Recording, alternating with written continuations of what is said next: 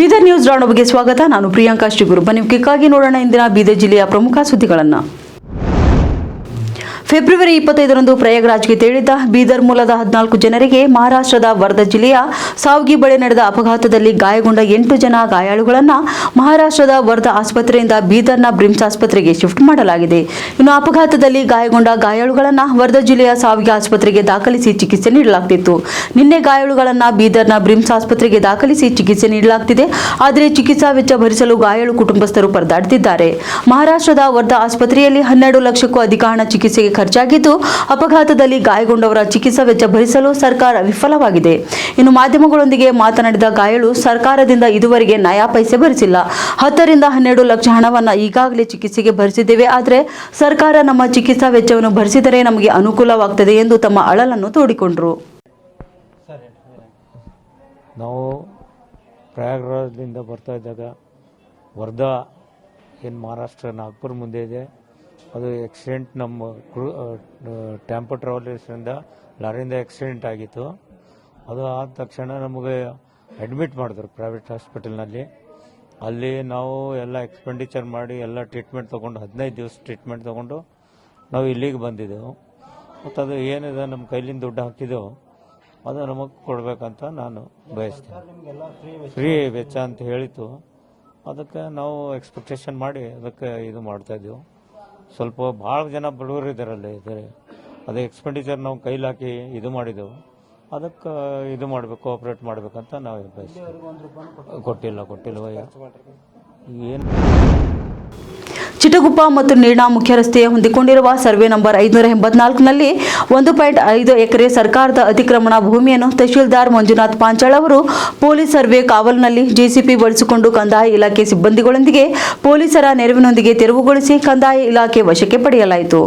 ಇನ್ನು 3 ಕೋಟಿ ರೂಪಾಯಿ ಬೆಲೆ ಇರುವಂತಹ ಜಾಗವನ್ನು ಕಾನೂನು ಸುವ್ಯವಸ್ಥೆಗೆ ಭಂಗವಾಗದಂತೆ ತಡೆಯಲು ಪೊಲೀಸ್ ಇಲಾಖೆಯು ಸುಪರ್ದಿಯಲ್ಲಿ ತೆರವುಗೊಳಿಸಲಾಯಿತು ಮತ್ತು 2 ಜೆಸಿಪಿಗಳು ಬಳಸಿ ಅತಿಕ್ರಮ ಜಾಗದಲ್ಲಿನ ತಂತಿ ಬೇಲಿ ಧ್ವಜ ಕಟ್ಟೆಯನ್ನು ಕೂಡ ತೆರವುಗೊಳಿಸಲಾಯಿತು.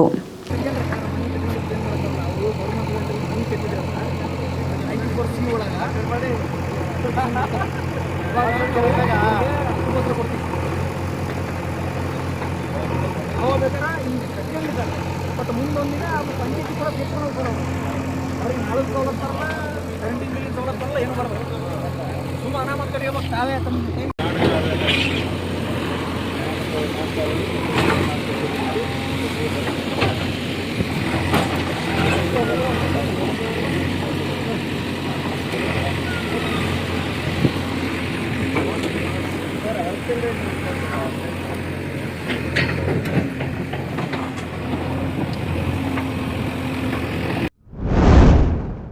ಬೈಕ್ಗೆ ಡೈಮಂಡ್ ಕಾಲೇಜಿನ ವಾಹನ ಡಿಕ್ಕಿಯಾದ ಪರಿಣಾಮ ಬೈಕ್ ಸವಾರ ಸ್ಥಳದಲ್ಲಿ ಮೃತಪಟ್ಟ ಘಟನೆ ಬೀದರ್ ಜಿಲ್ಲೆಯ ಹುಲ್ಸೂರು ತಾಲೂಕಿನ ಮಿರಕಲ್ ಗ್ರಾಮದ ಬಳಿ ಬುಧವಾರ ರಾತ್ರಿ 8 ಗಂಟೆಗೆ ಜರುಗಿದೆ. ಮಿರಕಲ್ ತಾಂಡದ ನಿವಾಸಿ ದೀಪಕ್ ರಾಠೋಡ್ 31 ವರ್ಷದ ವ್ಯಕ್ತಿಯಾಗಿದ್ದು, ಘಟನೆಯಲ್ಲಿ ಮೃತಪಟ್ಟ ಬೈಕ್ ಸವಾರನಾಗಿದ್ದಾನೆ. ಇನ್ನು ಬೈಕ್ ಸವಾರ ಮಿರಕಲ್ ತಾಂಡದಿಂದ ಶಾಜ್ನಿ ಔರಾದ್ಗೆ ಹೋಗ್ತಿದ್ದ.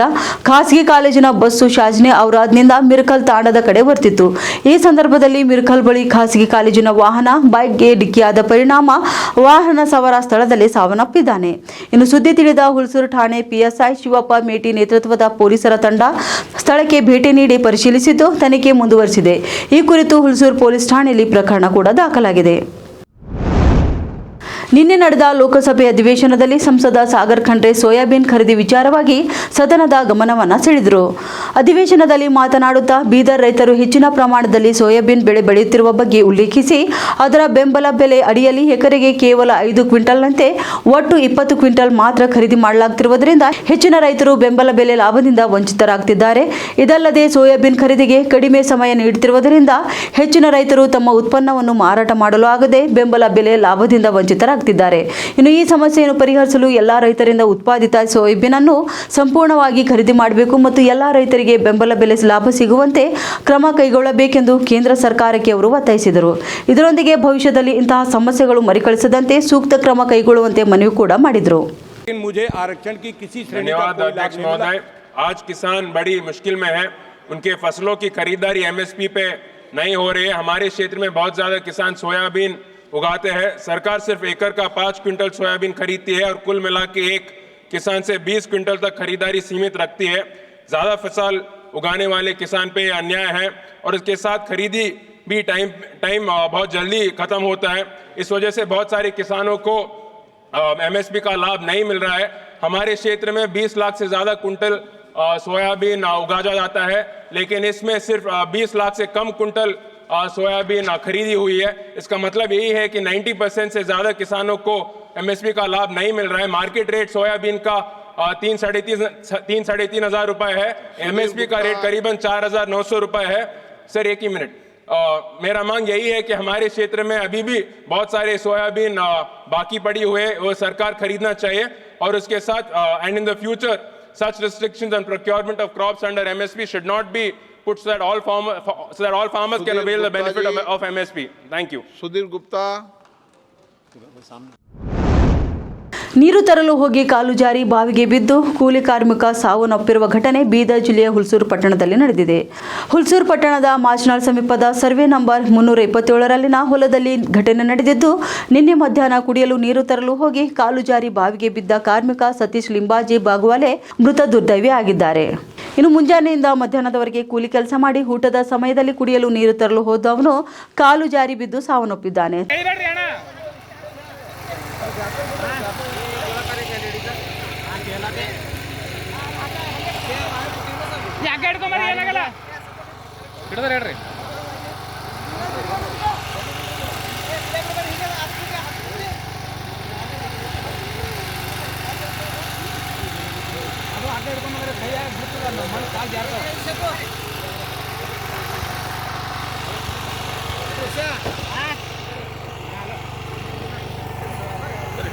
ಸ್ವಲ್ಪ ಮ್ಯಾಕ್ ಎತ್ರಿ ಮೋತಿ ಕೆತ್ತದ ಮಣ್ಣಿಗೆ ಹತ್ತಿ.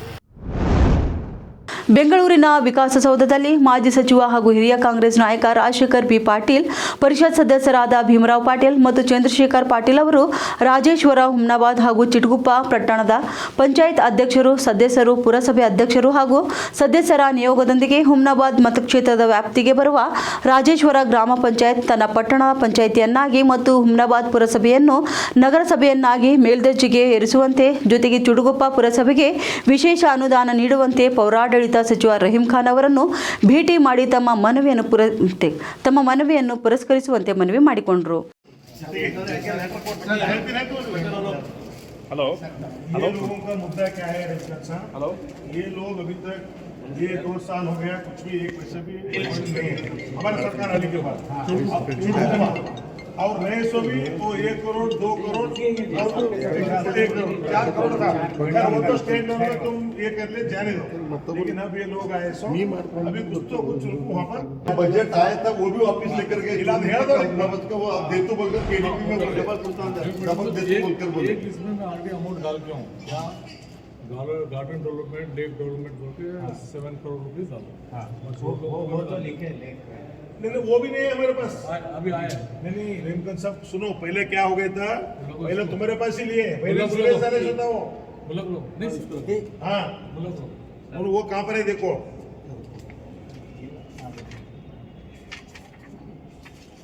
वही तो सुरेश को नहीं आता सब वो ಅಕ್ರಮ ಗಾಂಜಾ ಸಾಗಿಸಿದ ಆರೋಪಿಯೊಬ್ಬನನ್ನು ಬಂಧಿಸಿ ಸುಮಾರು 14 ಲಕ್ಷ ರೂಪಾಯಿ ಮೌಲ್ಯದ ಗಾಂಜಾ ಜಪ್ತಿ ಮಾಡಿದ ಘಟನೆ ಬೀದರ್ ಜಿಲ್ಲೆಯ ಭಾಲ್ಕಿ ಪಟ್ಟಣದ ರೈಲ್ವೆ ನಿಲ್ದಾಣದ ಬಳಿ ಜರುಗಿದೆ. ರೈಲ್ವೆ ಮೂಲಕ ಮಹಾರಾಷ್ಟ್ರದಿಂದ ಭಾಲ್ಕಿ ಮಾರ್ಗವಾಗಿ ತೆಲಂಗಾಣಕ್ಕೆ ಗಾಂಜಾ ಸಾಗಾಟ ಮಾಡುತ್ತಿದ್ದ ಹೈದರಾಬಾದ್ ಮೂಲದ ಪವನ್ ಎಂಬಾತನನ್ನು ಭಾಲ್ಕಿ ಪೊಲೀಸರು ವಶಕ್ಕೆ ಪಡೆದಿದ್ದಾರೆ. ಇನ್ನು ಭಾಲ್ಕಿ ಸಿಪಿಐ ಅಂಬರೀಶ್, ತಹಶೀಲ್ದಾರ್ ಮಲ್ಲಿಕಾರ್ಜುನ್ ಅವರ ನೇತೃತ್ವದಲ್ಲಿ ಪೊಲೀಸರ ದಾಳಿ ನಡೆದಿದ್ದು, ದಾಳಿ ವೇಳೆ ಲಕ್ಷಾಂತರ ರೂಪಾಯಿ ಮೌಲ್ಯದ ಗಾಂಜಾ ಜಪ್ತಿ ಮಾಡಿ ಆರೋಪಿಯನ್ನು ಬಂಧಿಸಲಾಗಿದೆ. ಇನ್ನು ಈ ಕುರಿತು ಭಾಲ್ಕಿ ನಗರ ಪೊಲೀಸ್ ಠಾಣೆಯಲ್ಲಿ ಪ್ರಕರಣ ದಾಖಲಾಗಿದೆ.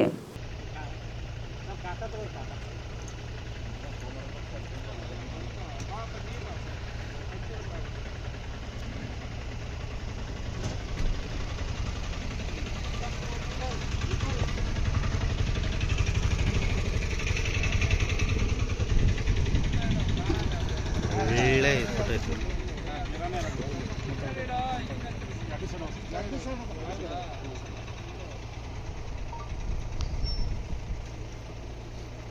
दिलीप सर बाजू दिलीप सर सब बाजू